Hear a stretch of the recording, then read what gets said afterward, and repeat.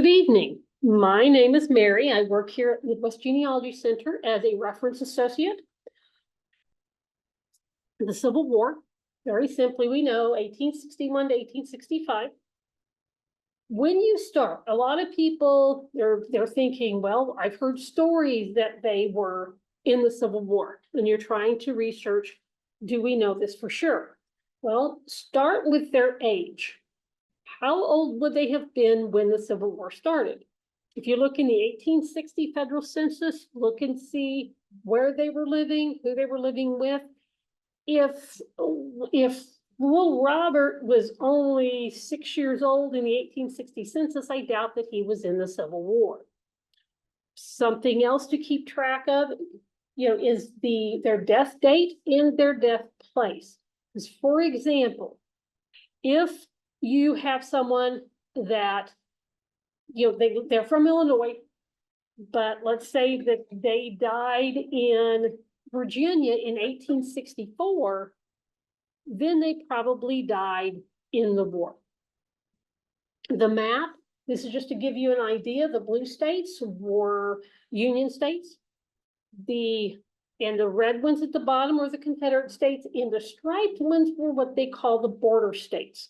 So those were the ones that were a lot of going back and forth as far as a lot of tension of Union and Confederate, a lot of sympathies on both sides in these states. So that's just kind of give you a picture of what how things were laid out. So you're beginning your research. Again, you're not sure, you think they were in the Civil War, you want to start your research. There are some places to go and look for you. First, it's a website called NPS, stands for National Park Service. They have a database called the Civil War Soldiers and Sailors System. And in it, you can search by name.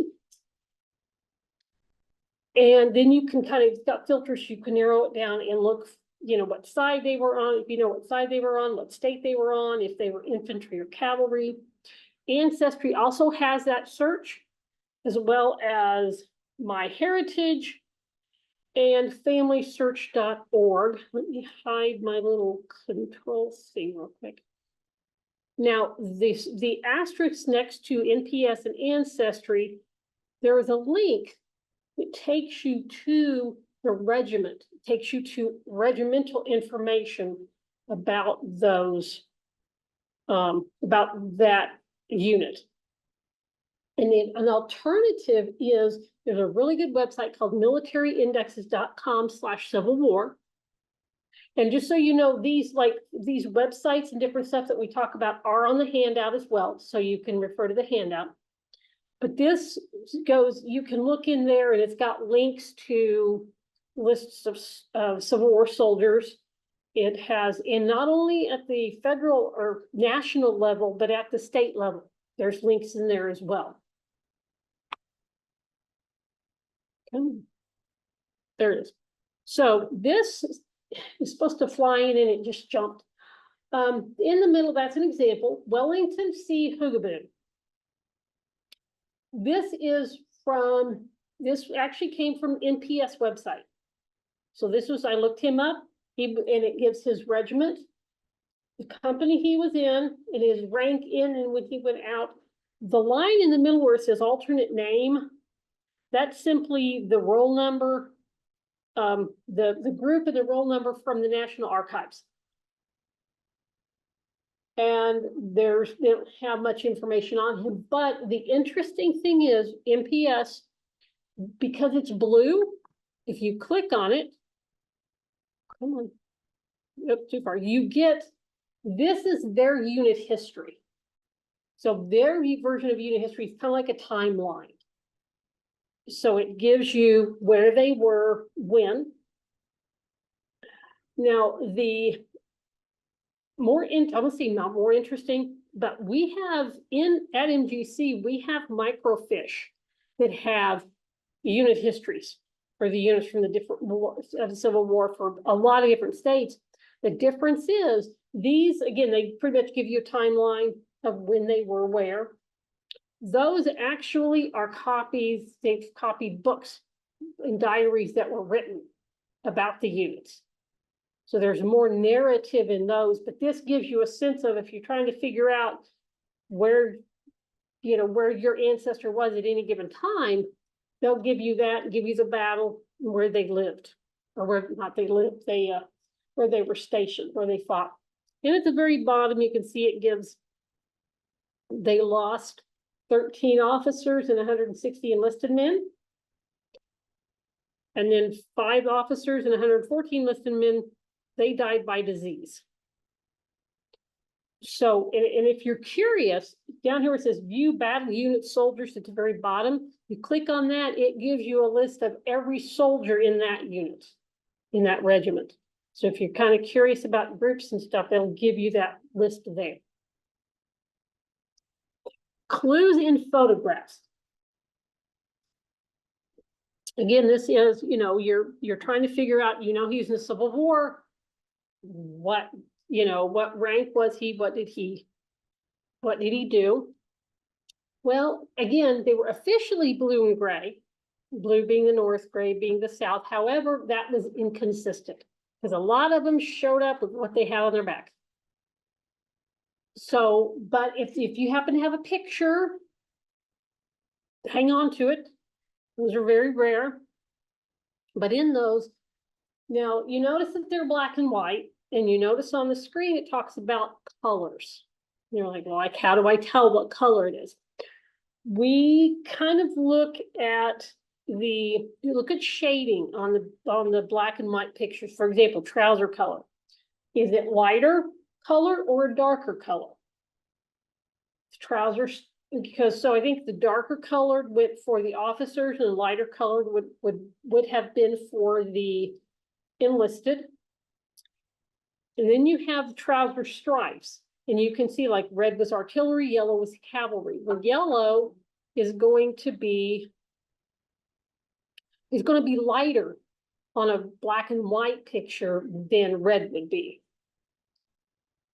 The hats that they wear and their jackets, the jackets being the waistcoats. Artillery were red and cavalry was yellow.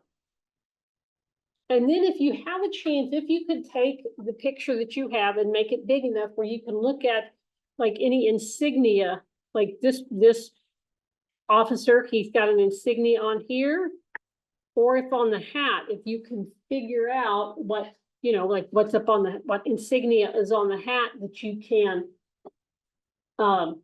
you know, kind of figure out what unit they were in. You can use all these pieces to help you put your picture together.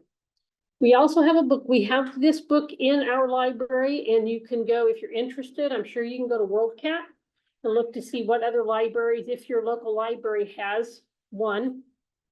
It's Uniforms of the Civil War. It's an illustrated guide.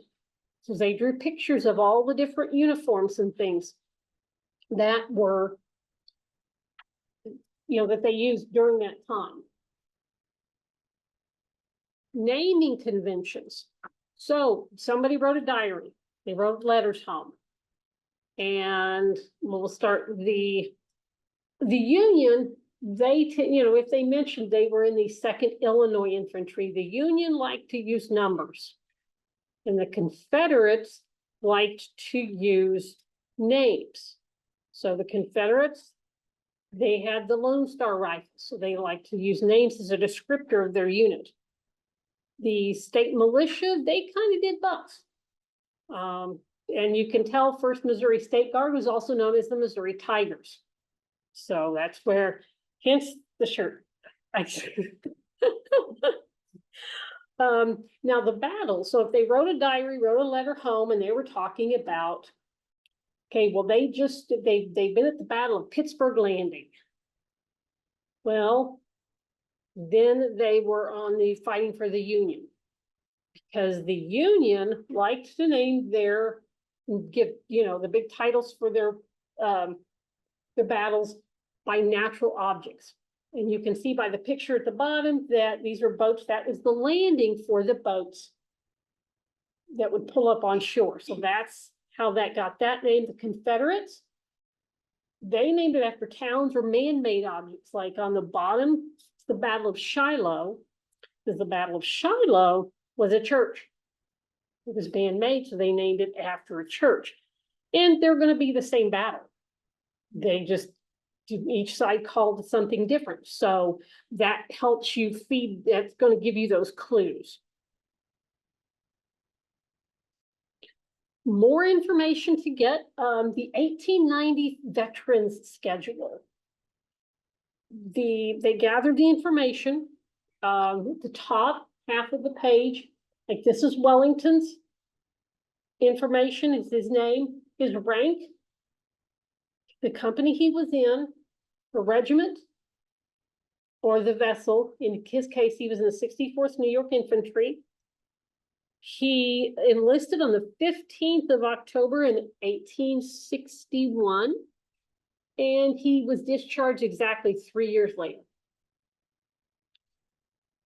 And then at the bottom of the page, so it's split in half. At the top, you'll have all the names, and at the bottom, you go to the corresponding line number, and it'll give you their post office address.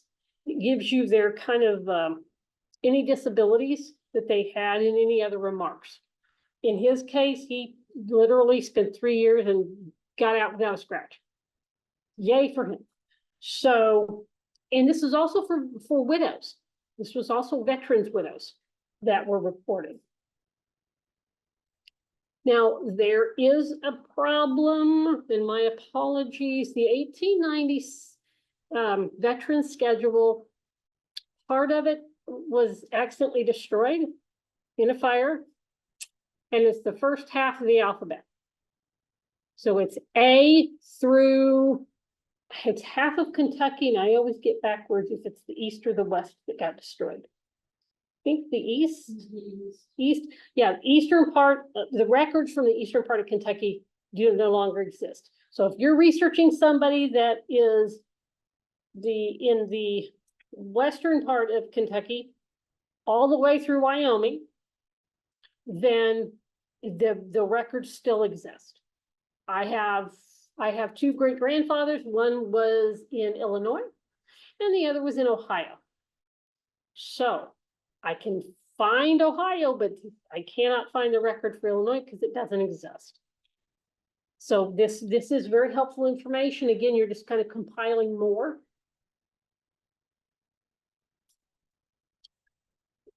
Service information, and this is just kind of an overview, if you will. You've got regimental histories, battle descriptions, POW records, cemetery records, and more. Because remember, what we're doing is we get the facts. You want the facts of, you know, when they went in, when they got out, what did they, you know, what battle were they in? But we kind of want to look to what was their life like while they were in the Civil War, when they traveled here and there, and what did, you know, did they have any downtime? I mean, how bad was it? So this is part of what we do, but we're still going to look at the facts and see where else we can go for information. We do have a database called Fold 3. For those of you at home that do not live in the area, your local library very possibly does have Fold 3. And what you can do is on the top square, it says US Civil War. And you can just click on that tab, and it takes you to the second, on the left-hand side, the second image. So you can go in and you can just type in their name if you know they were in the Civil War.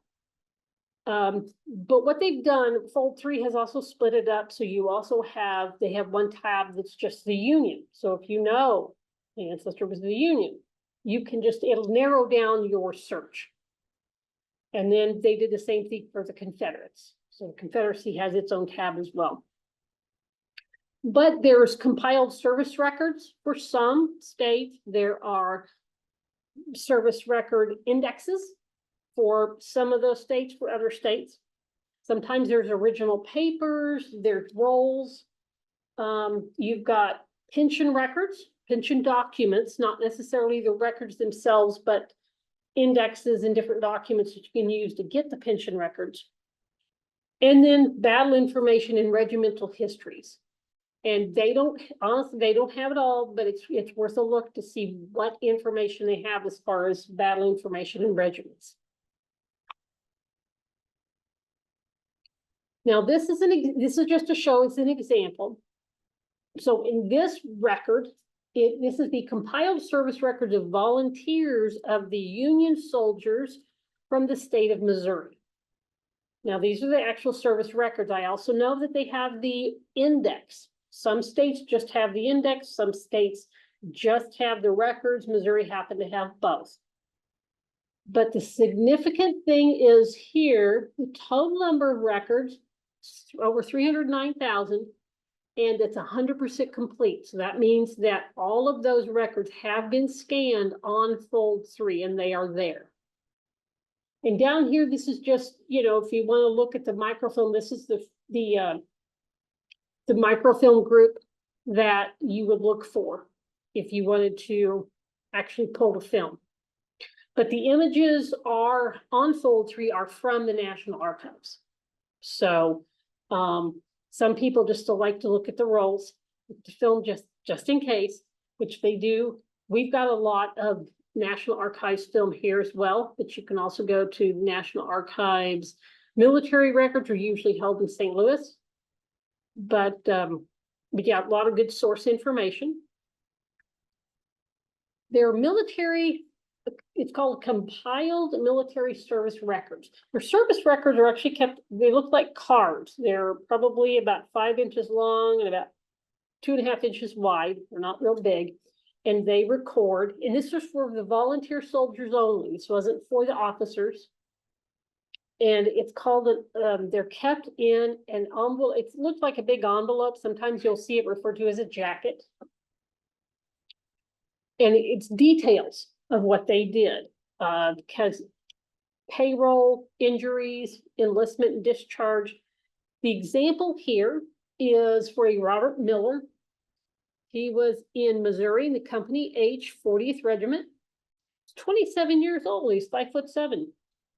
He had blonde hair, blue eyes, or blonde complexion, blue eyes, and auburn hair. He was originally from Dublin, Ireland.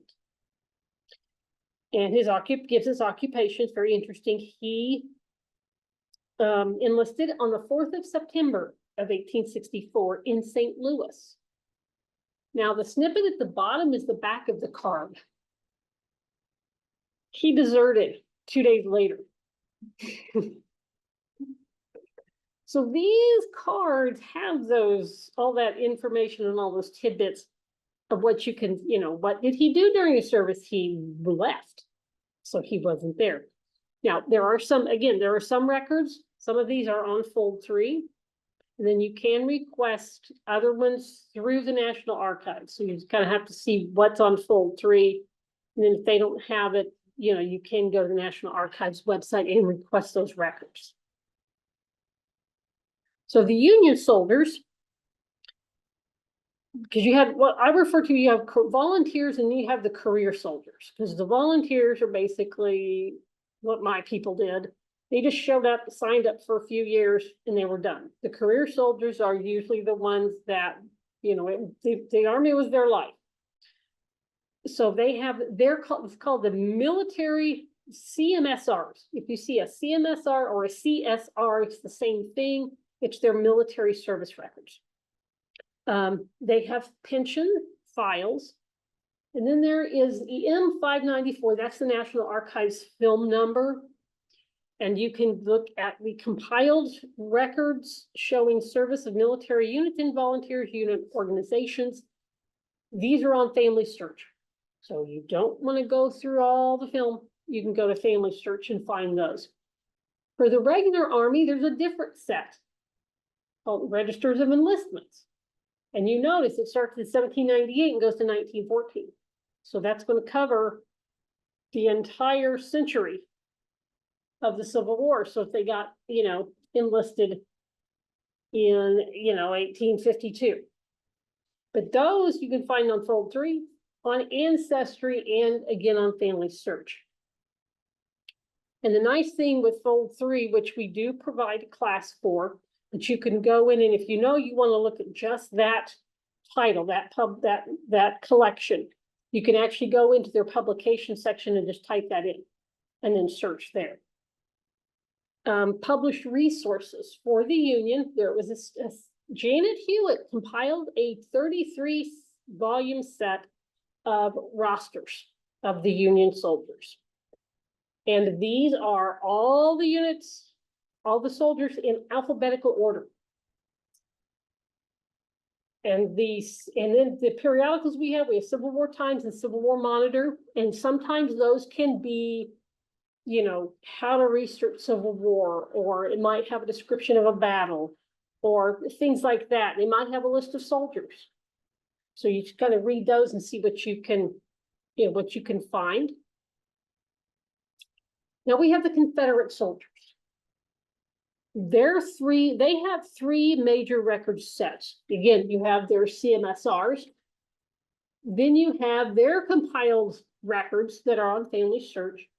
But they've got, interestingly enough, they have two different sets. They have the military units, Confederate organizations, and then organizations raised directly by the Confederate government.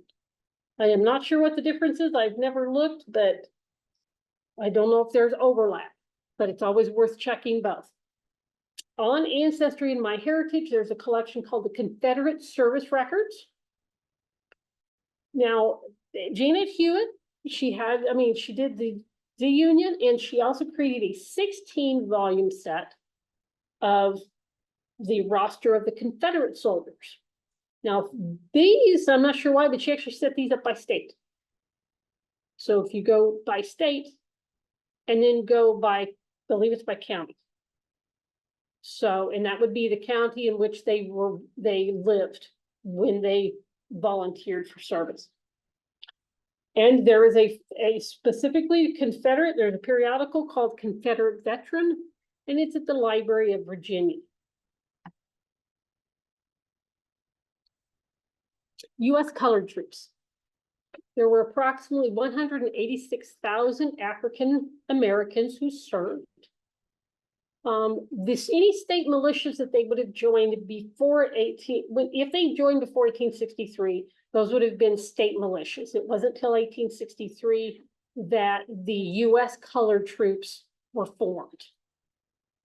On Ancestry, there is a collection, U.S. colored troops military service records. Again, it's just going to be from 63 to 65 because, you know, they were just federal at that point. Fold 3 has 11 different publications about colored troop units. So you can literally go, if you go in again to Fold 3, you go into the publication section and you can just start typing like USCT and those will populate. So you can look through those publications as well. You also have the U.S. Freedmen's Bank records. A lot of very helpful, useful information. And again, you can get those on Family Search. You can also get those on Heritage Quest Online. Now, Heritage Quest Online, for anyone that has a library card with Mid-Continent, that is one of our databases that you can access from home with your library card. And that set of records is there.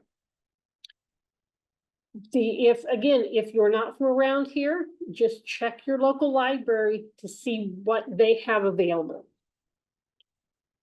And if they don't, and you're looking for someone in those records, please let us know. We'll be glad to look for that person. There's also called the African American Civil War Museum, and it is a searchable list of U.S. colored troops.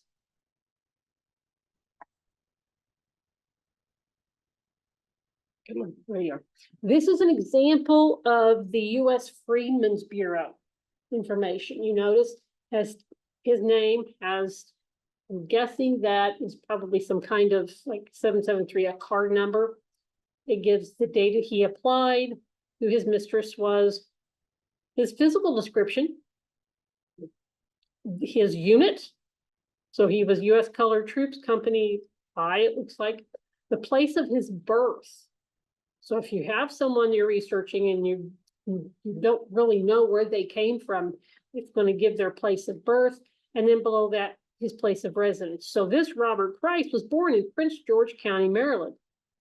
And he lived in Washington, D.C. on 4th Street. So you're going to get a lot of good details, because here you notice too, they've crossed out if he knew his father or mother's name. They have place for that. Names of children, places for those. So so more information does exist on these cards. Foreign-born soldiers. There were large contingents on both sides. On the Germans, Irish, and British tended to be the largest groups, especially the Germans and the Irish. And then the smaller groups were like the Canadians, some other European countries, the Chinese, and then those from Mexico. In the Union, foreign-born soldiers were 25 to 35% makeup of the troops.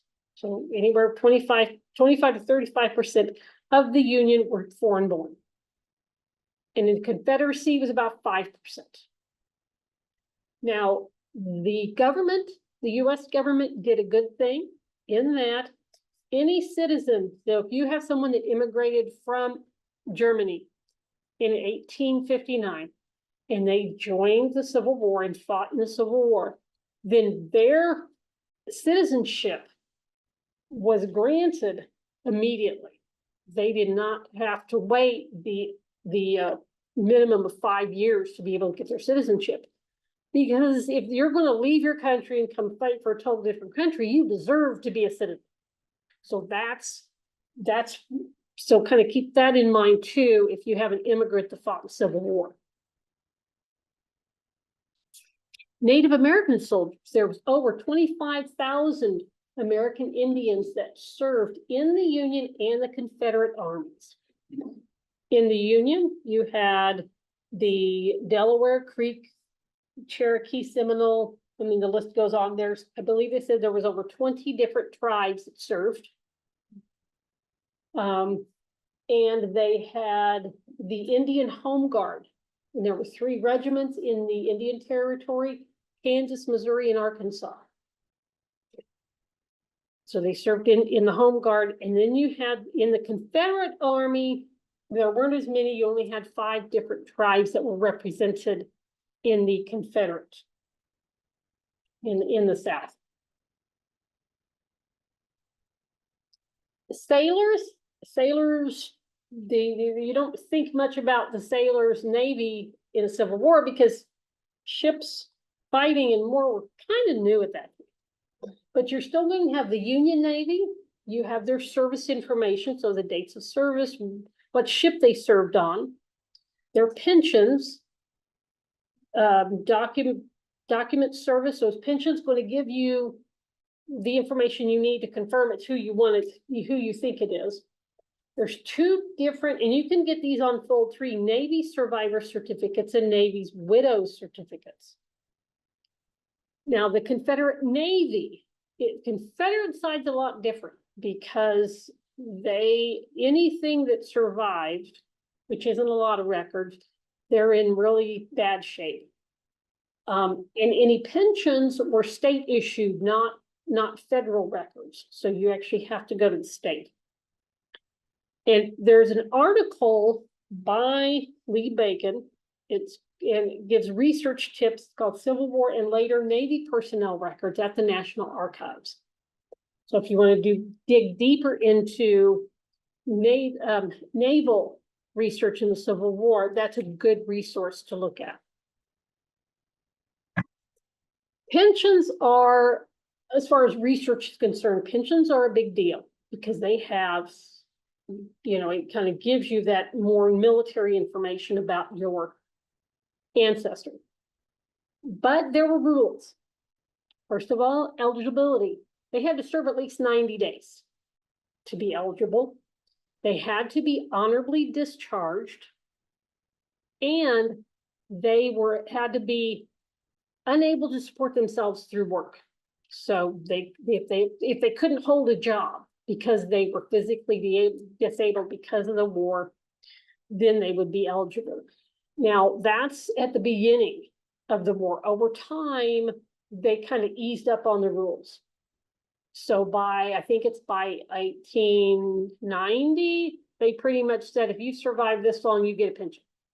They didn't, they weren't as strict on those rules.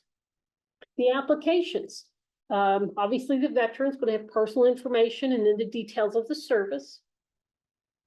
The widow, and I've seen on the veterans, they had personal information being like when he was born, where listing his children. And like one of the ones that I have lists the children and when the children were born, lists his wife's name and when they were married. So they don't give parental information, but they do give his information and possibly his children. The widow, personal information, and then when the spouse died, because obviously, you know, he had to have died in the war or been gone, not necessarily in the war, but had to have passed for her to get a widow's pension, and list the children, and then heirs. So if both parents had passed, the heirs could apply for a pension. Now there's one more that's not on this list, and this one gets me a little giddy. It is called a mother's pension. You'll actually on fold 3 find it under widow's pensions. But because my third great grandmother, she was a widow, and she had been taken care of by her sons. She had 3 sons, but there was one in particular who took care of her. He died in the war. So she applied for a pension. And in that pension, because she obviously had to prove that she was a widow, and Leonard was her caretaker, and that's how she got her income. But it also, because she was a widow, it listed her husband's death date. So if you widow, you have no idea, because when you get back that far, you're lucky to figure out a decade they died. But this gave his exact death date, which almost brought me to tears. I was so excited. But you're going to find those under widow's pensions. They don't give, because they don't have near as many, so they don't get their own category, but they're on there. The indexes for the pensions are online. And some widows' pension records are on fold 3, but at this point, there's only like 22–23% that actually have been scanned. So there's about a quarter of them are there, but there is some. And then you have to request files from the National Archives. Come on. This is an example. This is Wellington's pension card for, again, his unit. And you have, when he filed, you've got 2 different dates. So he filed on 2 different dates. He filed in 1897 and again in 1907. And it gives the application number and the certificate number. So if you're wanting to actually, so when I ordered mine, I did not order him because he's a 3rd great uncle.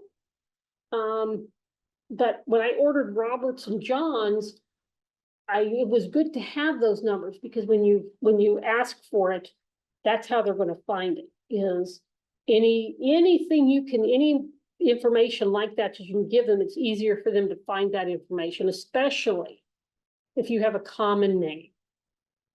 I have Robert Williams, and I have a John Phillips. And I was able to, because I had their cards with their application numbers, I was able to use those. And it just tells down at the bottom, it says additional services. I'm not sure honestly why they have that extra information down there, but so that's Wellington's information. And this here, it's a set of 5 books called List of Pensioners on the Roll in January 1st of 1883. And they are, I believe, if I remember correctly, by state, and then stop and think, by state and then by county. But And this is really good because you notice this is January 1st, 1883. Well, if your person, your veteran, your soldier died in 1888, they're not going to be in the 1890 census, the veteran census, but they should be in this. So that's helpful, very helpful resource. Confederate pensions are a little different. They are at the state level.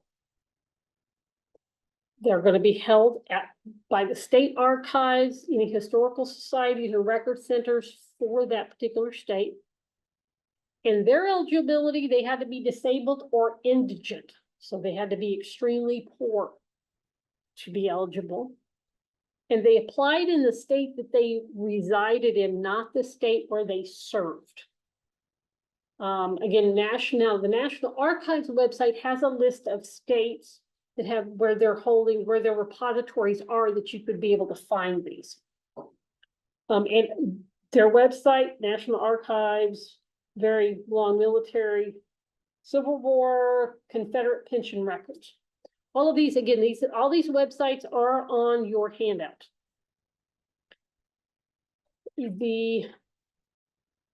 So just to, come on, I know you're in there. There we go. So this is, I was allowed by a former coworker to use this because she had an ancestor that was a Confederate soldier and he applied for a pension. So I want to show the difference between his application and a union application. Because this, he applied in the state of Oklahoma, in Tulsa, and his name, he was discharged. It gives where and when he was discharged. So it gives you that, again, you can use that to kind of, yep, this is my guy. Down here, his age, he was 73. He was born in Franklin County, Tennessee. And he had been in Oklahoma for 11 years.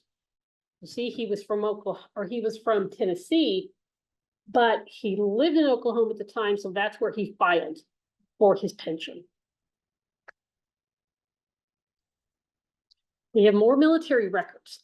Provost Marshal reports. Those were, for the Civil War, they look like big registers, and they basically listing those who were enlisted and those who were drafted. So it lists their name, their age, I think their occupation, where they were born.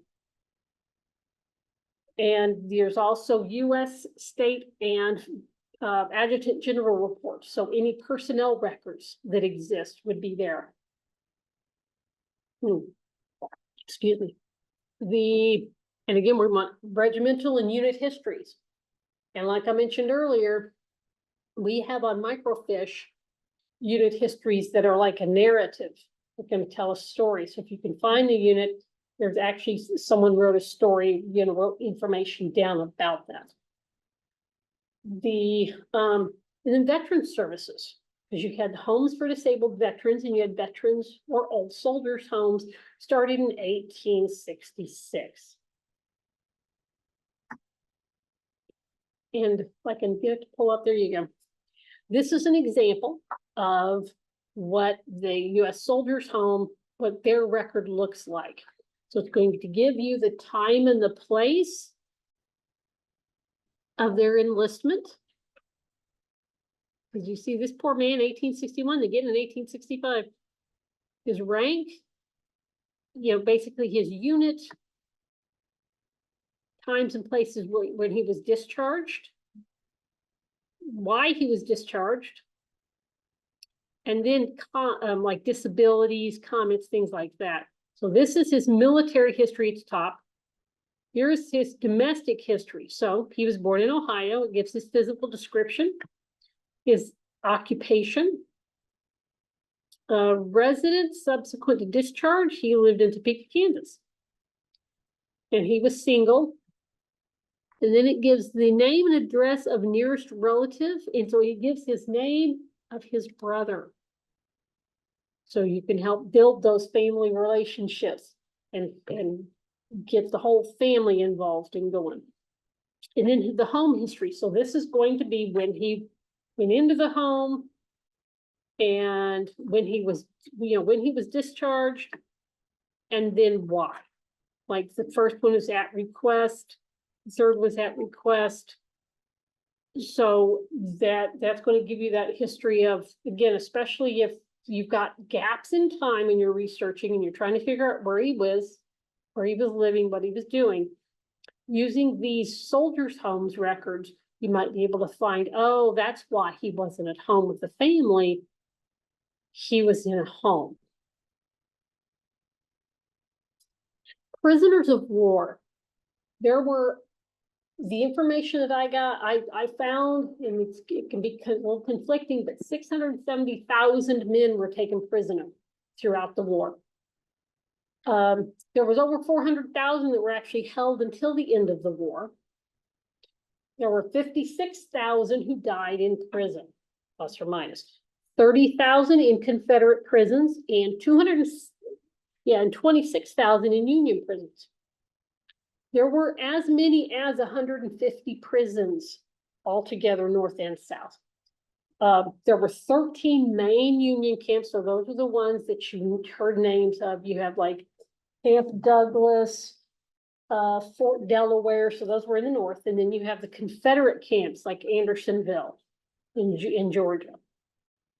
But obviously there was a lot that were taken prisoner, and you want to see what records exist. So looking for prison camp records, on Fold 3 and on Ancestry, you can search by the person's name and look to see if they're there. Family Search Research Wiki has a lot of good information about the prison camps themselves, about what records exist. And they'll give you links within the research wiki. I don't know who at home or in here knows about Family Search and has used Family Search, but their research wiki it's the wiki, kind of like Wikipedia, but it's specifically for that particular subject. So this would be, POW records for the Civil War. And again, military records, militaryindexes.com/Civil War. This website is at the very top. When you go in there, you'll see everything is going to be at the national level, all the records, if it's draft records or, prison records or whatever they have at the national level, but below that, it'll go into records for each state. And I know there was a link to like regarding Andersonville. That one I remember. I counted yesterday, and I think there was probably 8 different states that had links regarding some of the different prison camps. At the National Archives, there's a book called The Confederacy, A Guide to the Archives of the Government of the Confederate States of America. We happen to have a copy of that book, and I looked. WorldCat shows 463 copies in the system that are, and I'm sure most of them are available for checkout. So if you're really interested in that book, you're not from around here, or even if you are, you can go into WorldCat and you can get that book, see about getting that book through interlibrary loan. And then you've got selected records of the War Department relating to Confederate prisoners. And that is the National Archives M598. And we have a lot of other resources here in the building for the Civil War and specifically for prison camp records. Related records are burial records. They were the 2 pictures on the side, the top picture on the right and the bottom picture on the right. The top one is a Union headstone. It's rounded with kind of like and carved in a badge symbol. And then the bottom one, which is Confederate, is peaked at the top. So if you're walking through an old cemetery and you see these, it says they were in the Civil War, they served, and you can see by the top of the headstone which one they served in. You have the Nationwide Grave Site Locator, so a really good website to look for graves. Cindy's list has a category for cemeteries, specifically military cemeteries. On Family Search, they have one of the collections from the National Archives, record cards of headstones provided for deceased Union Civil War veterans. Now, I want to stop and offer my apology to the Confederate researchers because records in the South did not last. There's a difference between state to state versus the federal government. Federal government's, everything's compiled more. There's more that lasted, that's still around. Also, look, did they join the called the GAR, the Grand Army of the Republic? It was their own organization. And then different lineage societies, because you've got the Daughters of the Union, you've got Daughters of the Confederacy, you have Sons of the Union, Sons of the Confederacy. So there's a lot of different lineage societies where they're going to, because to be a part of that, you have to provide the proof. So there's going to be people who have joined who've been able to provide the proof that their ancestor was fighting in the Civil War. Traditional genealogy gems, things can we look from county histories. The county histories are written around, a lot of them are around 1880. So if you look in the county history, you can find, you might find a write-up about them. You might find something mentioned and it might talk about their military service. Digital state archives and internet archive. Those are where you can find if we don't have it, which I would imagine we would, but if we don't have them or you're not from around here, you can always go to Digital State Archives or Internet Archive, and they have a lot of books that they have scanned online.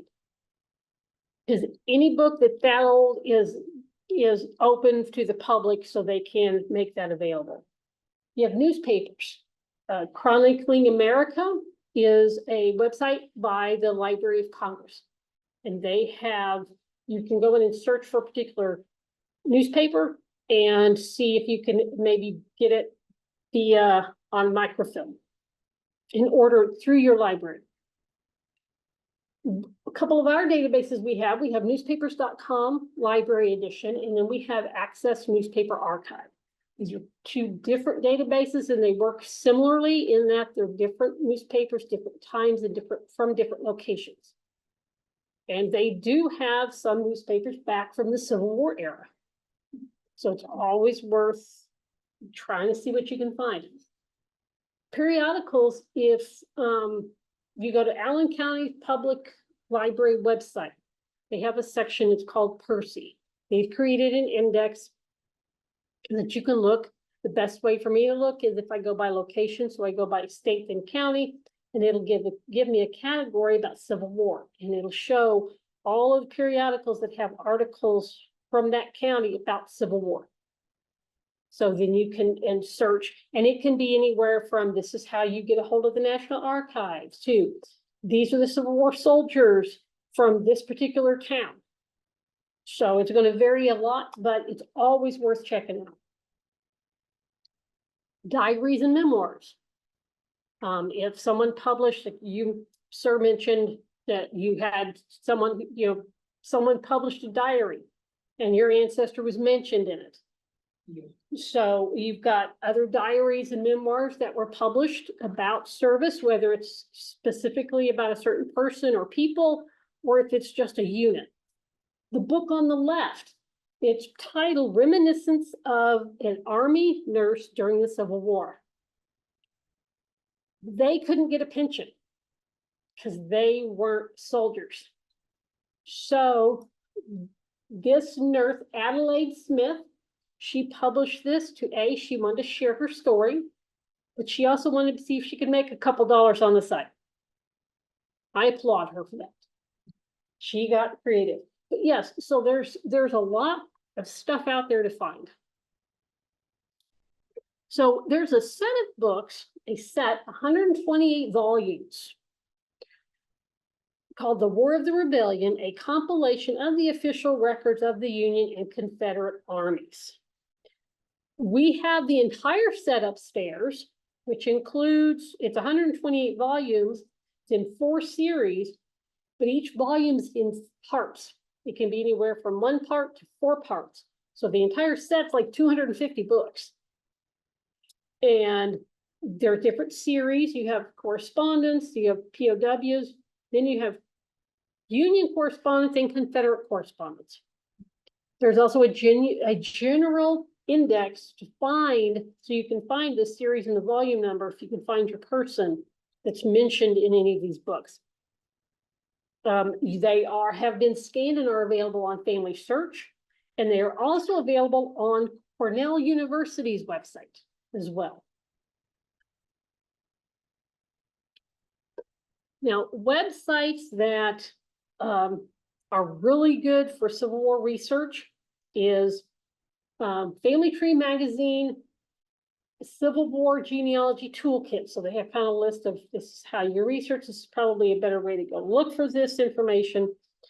I mentioned it earlier. This is called Joe Biney's Military Indexes for the Civil War. That's the website. Again, that I really like that one because it goes down through each state and gives you information and links to it from the different states. And there are Civil War pages to search. So if you're just, you want to go home and you want to start thinking about, or you're already at home for those online, that you want to start looking and figuring out a little more about the how-tos. National Archives website. You can just literally, it's easier for me because the National Archives has a whole lot on their website. So I just type in National Archives Civil War and their page will pop up. The first link will be that page. So then it gives you the background, it gives you resources, it gives you all the information of where to go to get what you're looking for. Again, Cindy's List, if those of you who are not familiar with Cindy's List, it is a website for websites. So they have, she has listed, and she has a lot of different categories, and then there's categories within those categories. And so you'll have a list of websites that you can go to and see what information they have. You go to Cindy's List and then go to military, and then you can go to Civil War and look that way. And again, Family Search Research Wiki is a, again, it's like Wikipedia for genealogy, which is fantastic. They're going to give you the background. They're going to tell you, the best part is on there, they're going to tell you, like, okay, in this place, Civil War records were destroyed, or this place, these counties that exist. So they're going to give you those details so you can know you're not spinning your wheels going, why can't I find it? Because they don't exist. Or this is who you can contact if they're not online. The Research Wiki will give you a list of places that you can contact, either by phone or by mail. Whether it's historical societies, genealogical societies, libraries, archives are going to give you that information you can contact them. Now, this is for at Midwest Genealogy Center. If you go to our catalog and just type in quotation marks, American Civil War books, we have almost 3,000 books referring to the American Civil War. Histories, it can be anywhere from histories to record lists, might be diaries in there, but we have, and then if you go to Missourians in the Civil War, there's 108. Excuse me. Now, on micro, that's in book form. And then we have the military records on microform. And we have a 16-page book. And 12 pages of that is nothing but Civil War records that we have either on microfilm or microfiche. And you can see at the bottom, this is just an example, like we were talking earlier about the War of the Rebellion, the official record of the Union and Confederate armies. We have it on microfilm. And the book will tell you exactly where what file cabinet you can find those in. And I did want to go back up that Missourians in the Civil War. I misspoke. That's a set of books that you can look through.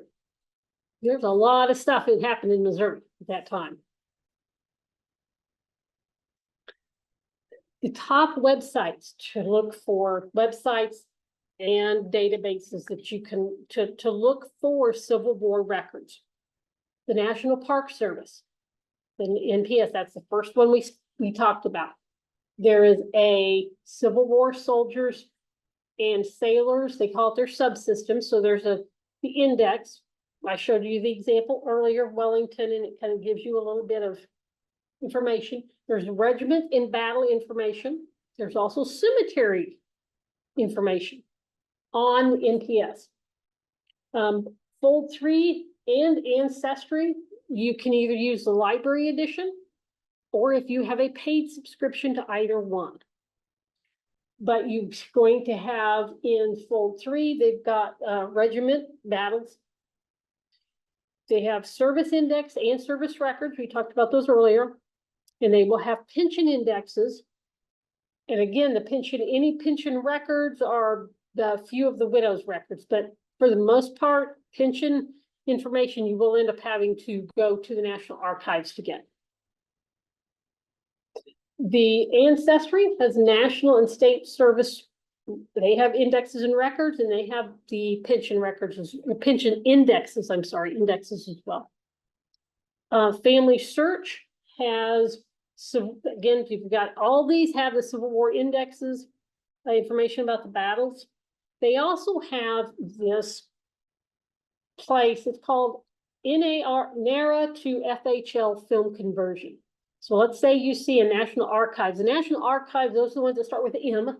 So let's say you say M548, and you're curious if Family Search has it online. So there's actually one of their websites, you can go into that page, go down the list and look for M548. And if they have it right next to it, they will have the Family Search film number next to it. So you know what film you can look at. Instead of going to the National Archives, you can know what film for the Family Search has for that. They also have a list of state websites that you can go to, because again, national, but you get a lot down to the state level.